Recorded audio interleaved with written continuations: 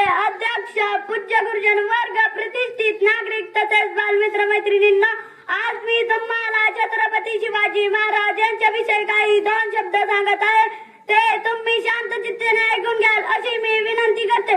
छत्रपती शिवाजी महाराजांचा जन्म 19 फेब्रुवारी 1630 रोजी शिवनेरी गडावर झाला। एक शककर्ता राजा म्हणून शिवाजी महाराजांचे नाव इतिहासाशी कायमचे निगडीत झालेले आहे। वडिलांच्या सामान्य जागीरदारीच्या तुकड्याचे एका विस्तीर्ण अशा हिंदवी स्वराज्यात रूपांतर करून दाखवले आणि ते अवघ्या 35 वर्षाच्या कालावधीत हे कर्तृत्व घासत अलौकिक असे आहे। राजा हा प्रजेचा पालन करता असतो, उपभोगी नसतो। प्रजेने उभे केलेला तो केवळ विश्वस्त म्हणून धनी असतो।